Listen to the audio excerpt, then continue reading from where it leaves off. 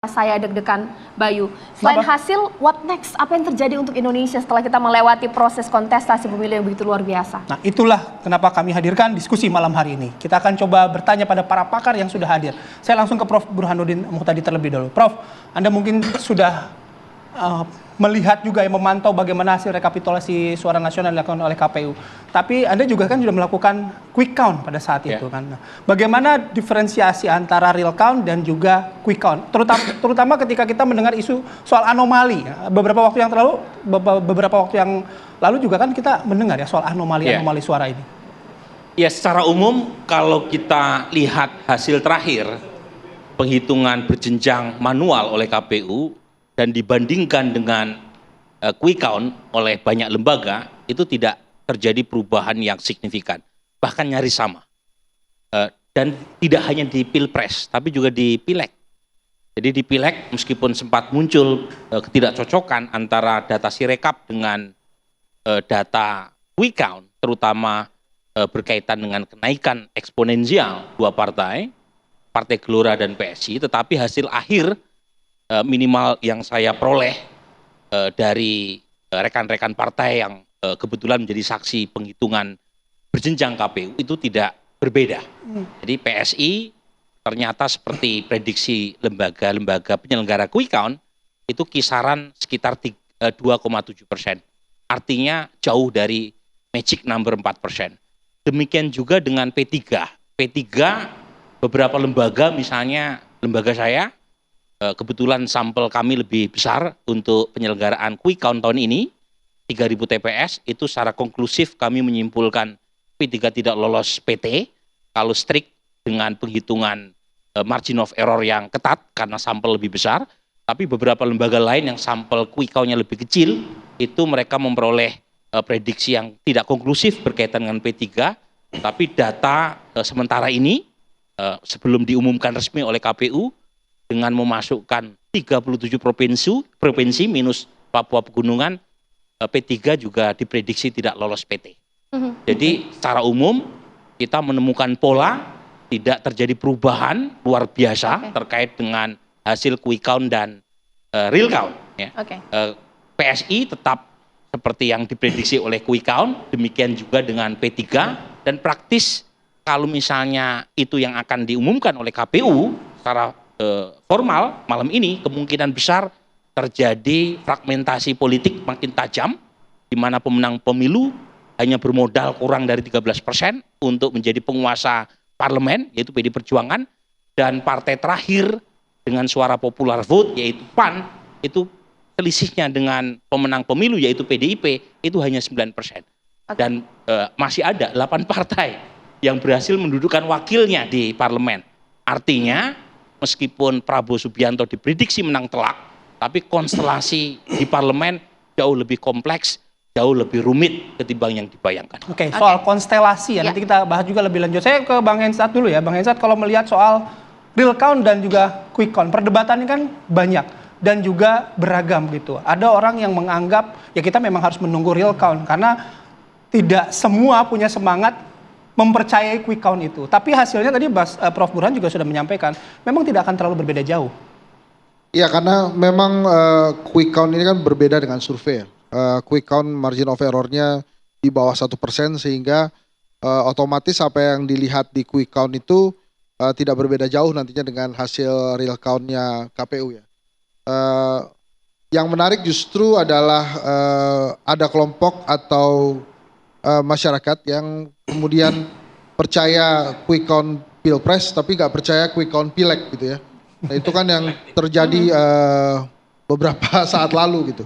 Nah walaupun akhirnya hasilnya sesuai dengan atau mirip-mirip dengan quick count, ya memang demikian adanya. Tentunya demokrasi di Indonesia ya memang seperti itu akhirnya, karena hanya 50% plus 1 bisa menjadi pemimpin, maka prosesnya dengan segala cara ya menuju 50% plus 1 itu. Balik tadi pertanyaannya, apakah kemudian ada hal yang berbeda dari quick count dan real count? Ya tentu saja tidak beda jauh. Misalnya lembaga saya, Kedai Kopi, dengan Mas Burhan juga perbedaannya juga nggak beda-beda jauh, karena memang itu adalah potretnya. Sebetulnya quick count ini kan bisa dijadikan monitoring sebetulnya dari masyarakat, apakah penghitungan KPU itu sungguh-sungguh real di lapangan ataukah ada permainan-permainan. Nah, quick count ini kan yang melakukan banyak lembaga, jadi sulit sekali untuk mempermainkan hasil quick count. Jadi waktu itu saya juga dengar Prof. Burhan mengatakan, ya silakan aja kita buka-bukaan hasil quick count gitu ya, tentang pileg gitu ya, apakah ada partai politik yang lolos atau tidak. Nah memang walaupun lembaga saya tidak melakukannya, tapi waktu di TV One juga di hari H pencoblosan itu sempat juga kita berdebat tentang hasil exit poll ya. Yang itu mungkin nanti Mas Burhan bisa menjelaskan karena lembaga saya tidak menjelaskan, tapi tumben-tumbenan memang ada perbedaan antara exit poll kemudian quick count ya dan real countnya. Nah itu yang menarik tuh, apakah kemudian di lapangan ada jawaban-jawaban yang asal aja, tapi kok jawaban yang asal aja itu beberapa lembaga exit poll sama ya. Nah itu memang agak misteri itu akhir-akhir ini ya. Mungkin Mas Burhan nanti itu bisa menjelaskan kalau memang Kedai Kopi dari awal memang menolak melakukan exit poll karena saya menilai atmosfer politiknya agak berbeda dengan pemilu-pemilu sebelumnya. Karena tadi menarik mungkin bisa dijadikan bahan penelitian. Betul. Ya Bang ya. Ya. Kita tahu Bayu bahwa pemilu merupakan kedesain sebuah demokrasi. Elemen penting dari sebuah negara demokrasi adalah rakyat. Nah, Prof. Lely boleh ditambahkan, bagaimana sih kemudian perspektif masyarakat memaknai momentum pada malam hari ini? Ada yang mengatakan bahwa pemilu sudah selesai ketika selesai pencoblosan quick count keluar, sudah tahu pemenangnya.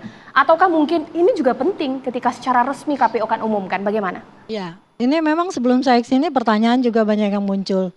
Jadi apakah benar hari ini kita sudah mendapatkan presiden kita? Gitu kan pertanyaannya. Memang ada salah persepsi di masyarakat. Jadi seolah-olah pada malam ini yang diumumkan KPU itu sudah memastikan inilah presiden kita pada hari ini. Padahal ini adalah hasil perhitungan yang memang ditunggu-tunggu oleh masyarakat untuk melihat hasil rekapitulasi berdasarkan pemilihan presiden dan pileg itu sendiri. Jadi mohon ditunggu oleh masyarakat. Ini ceritanya masih akan panjang. Karena kalau ini nanti diumumkan, kita sudah mendapat gambaran berdasarkan quick count, siapa yang akan menang. Gitu kan sudah dapat gambaran itu. Tapi apakah selesai di sini? Penantian masih akan panjang seandainya ada upaya dari 01 dan 03 untuk berangkat ke MK. Nah, ketika mereka berangkat ke MK, karena ada perdebatan nih, termasuk di forum guru besarnya Prof. Ibnu nih, teman-teman kita, yang mengatakan sebenarnya apakah iya se-50% itu? Nah, pertanyaan itu apakah segitunya gitu. Seandainya tidak, ini ada potensi untuk bisa 2 putaran. Nah, seandainya bisa 2 putaran, kan bisa dibayangkan proses panjang yang akan dilalui. Tapi apakah semudah itu juga untuk berjalan ke MK? Ya. Nah, ini semua adalah pertanyaan, tapi kita kunci dulu kepada masyarakat untuk memberitahu bahwa ini bukan keputusan akhir bahwa kita hari ini mendapatkan presiden. Bukan. Hari ini adalah pengumuman tentang hasil perhitungan suara yang sudah dilakukan untuk memilih presiden. Karena kalau ada gugatan itu, ada kemungkinan juga misalnya untuk bisa 2 putaran, maka pemilihan akan berlangsung lagi. Baik. Nah, kita sebagai masyarakat yang harus memberitahu juga kepada kelompok-kelompok yang hari ini berdebat misalnya, kita nggak terima kekalahan ini, katanya siap kalah siap menang. Jadi bukan soal siap kalah atau siap menangnya, tapi proses yang dilalui untuk kalah atau menang itu yang nampaknya masih digugat. Jadi intinya proses ini selesai pada perhitungan tapi belum menentukan bahwa inilah presiden kita. Wow, luar biasa. Ini masih pemanasan Bayu. Kita bikin menggantung dulu supaya Anda kemudian bertanya-tanya lantas bagaimana hasilnya, bagaimana kita memaknai proses pemilu. Di samping memang banyak sekali sorotan untuk proses formil dari pemilihan, mulai dari sirekap, teknologinya ini kok masih. Nah, itu nanti kita bahas Bayu ya. Kita bahas lebih lanjut ya, lebih lanjut lagi. Tapi kami jeda terlebih dahulu, kami akan kembali sesaat lagi.